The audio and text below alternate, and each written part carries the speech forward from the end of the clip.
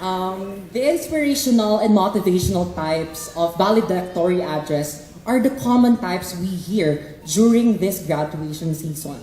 Yung tipong kapag natapos mo nang marinig yung speech, yung reaction mo ay, galing. Ganda, no? Tutularan ko yun. O di kaya naman, parang sisikuhin ka ng nanay mo, dapat ginaya mo yun. Buti pa yung anak ni ano. This time, however, I wish to deviate from that norm and standard. So today, I chose not to inspire you with my speech. But first, let me tell you my story. At an early age of 18, I began to feel and understand my family's financial instability, so I started to earn my own money by working for a BPO company as a call center agent. At 19, I juggled 2 jobs as a marketing assistant and tutor in learning centers to support not only my academic needs but also those of my family, as the COVID-19 pandemic had caused both my father and my older brother to temporarily lose their jobs. At the age of 20, I decided to be the breadwinner of my family because it had always been my dream for my father to retire, as I know how hard it was for him to work as an OFW since I was young. I did all of this while also studying here at UP. And now, at 22, I am very proud to say that I am the first UP graduate of my family, having received the university's highest academic distinction.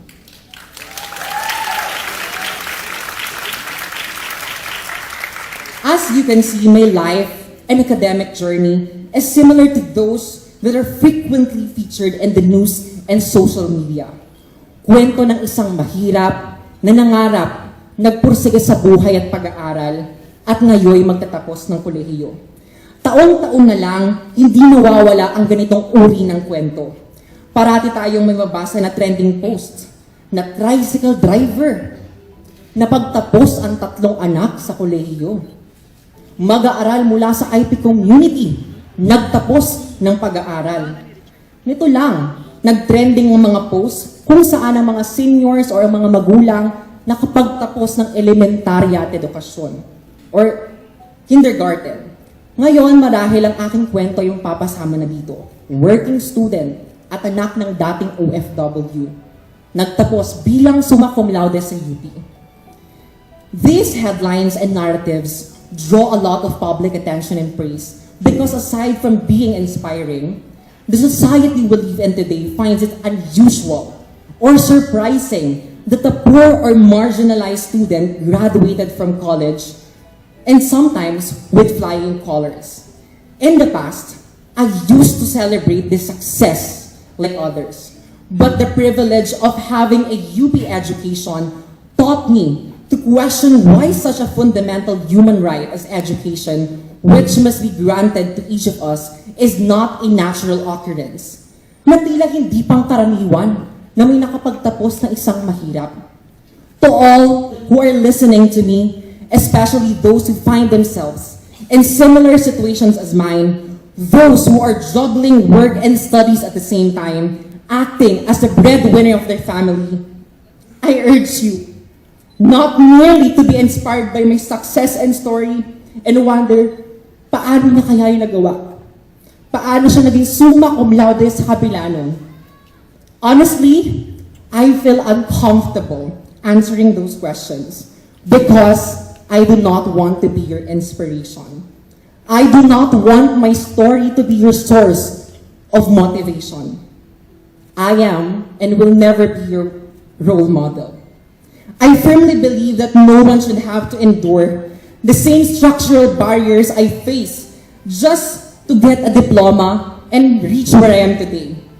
My journey and story should not be a standard for success, but a testament for the need to dismantle the barriers we have in our society so that we can create an equitable path for all of us.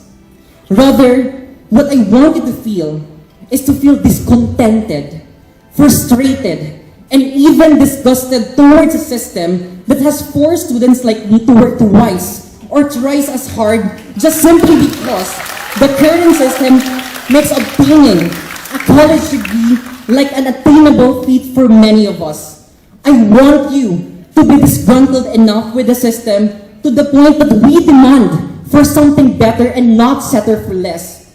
To yearn for a system where working students, indigenous people, and individuals from impoverished families have equal chances to finish their degrees. Because as long as stories similar to mine persist and continue to be surprising for others, it speaks volume about the prevailing reality we live in today, where access to quality education remains a privilege dependent on one's socioeconomic status rather than a right that is accessible to all. Siguro sa puntong ito, napapatanong ang ilan sa inyo, ano bang pinagsasabi nito ni Bal? Ano bang punto niya? Ang tema ng ating pagkatapos ngayong araw ay matatag at maaasahang serbisyo publiko sa gitna ng pagbabago at kawalan ng katiyakan. But before we delve into the question of how we can establish and promote a resilient and dedicated public service, the first question that we must answer first is for whom do we dedicate this service? Para kanino? By answering this question, we can lay the foundation for understanding the core purpose and beneficiaries of our collective effort in public service. At masasagot lamang natin ang tanong na ito kung mayroon tayong kamalayan sa inekwalidad o hindi pagkapantay-pantay na nanunuot sa sistemang ating ginagalawan. Dahil kahit na lahat tayo ay nakararanas ng pagbabago at kawalan ng katiyakan sa oras na may kinakaharap tayong sularining panlipunan, hindi natin maikakaila na hindi tayo pantay-pantay o hindi tayo pare-parehas ng paghihirap na nararanasan at dahilan sa uri o klas na ating kinabibilangan. Mahalagang parati nating isanaalang-alang ang mga aspetong panlipunan gaya ng inekwalidad dahil ito ang paraan upang magkaroon tayo ng kamalayan sa iba't ibang konteksto, posisyon, at uri ng mamamayan na ating pinaglilingkuran para nang sa gayon ay makapagtaguyod tayo ng isang serbisyo publiko na hindi lang maasahan at matatag, kundi may malasakit din sa mga tunay at higit na mga nangangailangan. Upang maisa konteksto ito, magandang halimbawa ang COVID-19 pandemic. While the COVID-19 pandemic affects everyone, regardless of our class, the existing disparities and differences in our socio-economic status influences how we perceive its effect and how we deal with its consequences. In education, when we transition from face-to-face to online learning, not everyone had the privilege and resources to meet the demands and requirements of online learning because the harsh reality is that middle and upper classes have better access to technology and other resources, while some of us come from low-income families find it difficult to acquire the devices we need for our education, such as laptops, computers, and stable internet.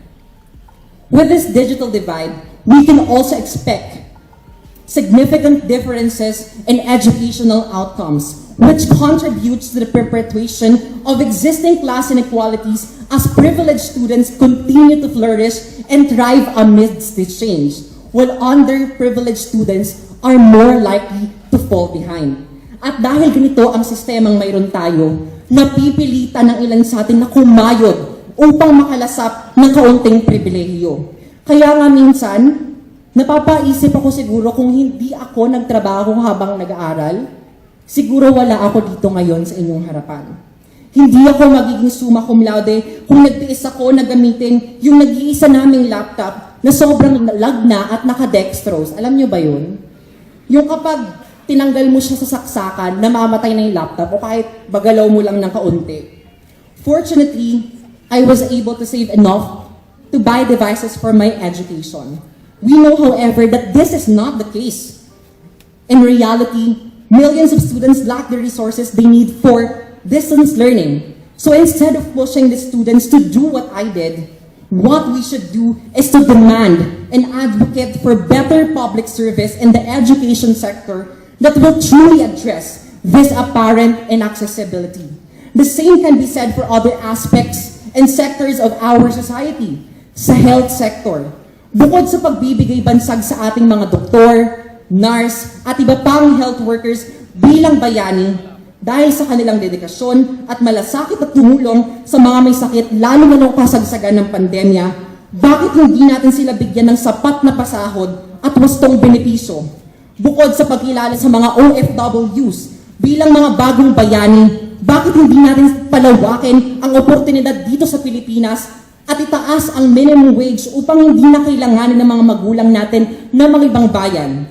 Sa usapin ng siyensa at teknolohiya, bukod sa pagbibigay pugay sa ating mga scientists at inventors, sa mga mahalagang kontribusyon nila sa kanilang larangan, bakit hindi natin sila bigyan ng sapat na pondo at maayos na pasilidad?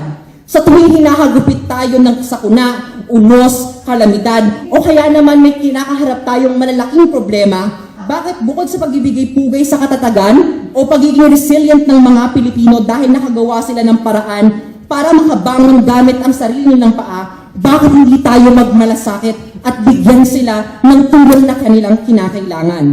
Dahil kung puro papuri at paghanga lang ang gagawin natin sa mga napagtagumpayang paghihirap ng ilan nating kababayan, binibigyan natin ng pagkakataon ng mga politikong ating iniluklok sa pwesto na takasan ang kanilang obligasyon at pananagutan sa ating bayan na paunlarin ang buhay ng mga nangangailangan at bigyang solusyon ang mga problemang matagal nang kinakaharap ng ating bansa.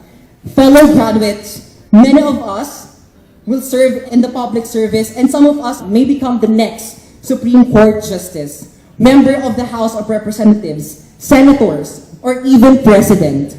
Huwag sana nating tularan ang mga politikong pinanday ng UP, ngunit mas inuuna ang sarili bago ang bayan. As we embark on the next chapter of our lives,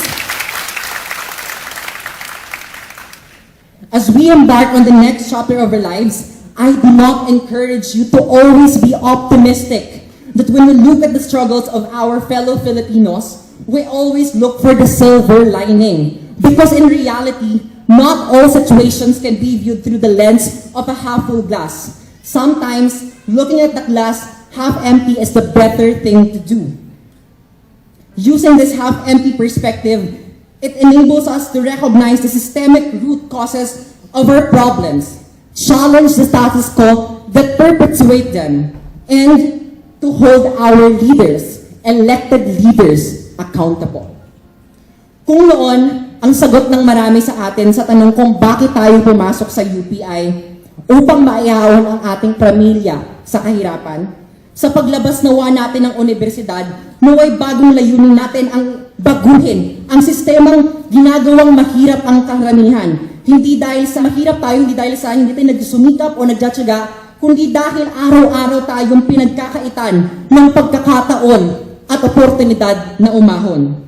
Saan man tayo dalhin matapos ang araw na ito, bitbit nawa natin ang lahat ng ating natutuhan, hindi lang mula sa ating mga kaguruan, kundi pati rin sa iba pang kawani ng universidad, ating mga naging kaklase, mga naging kaibigan at pamilya, at higit sa lahat, ang ating mga natutuhan mula sa ating sariling bayan. Patuloy nating palawakin ng ating kaalaman at karanasan sa pamamagitan ng paglubog sa masa at pakikiisa sa kanilang laban. Samahan natin sila sa pagkalampag sa mga politiko sa tuwing ang mga ito ay nagbibingi-bingihan at inulat sa mga pagkakataong sila'y nagbubulag-bulagan. Ang malaking hamon na iiwan ko sa atin bilang mga lingkod bayan ay magtaguyod ng serbisyo publiko at pamamahala na mulat sa tunay na ugat ng problema ng ating bansa at paghihirap ng mga Filipino. Marahil iniisip siguro ng ilan sa inyo na parang imposible ito, lalo na sa ilalim ng Administrasyong Marcos, kung saan marami ang may bahid ng korupsyon. Ngunit,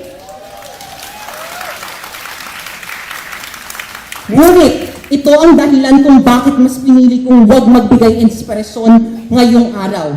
Dahil mula sa kwento ko at iba pang kwento ng katatagan at paghihirap ng mga Filipino ay manaig sa atin ang pagkamuhi sa kasalukuyang sistemang pumapabor lang sa iilan upang sa gayon ay patuloy tayong maghangad at lumaban para sa isang kinabukasan kung saan ang kakayahan na makapagtapos ng pag-aaral ay may katiyakan.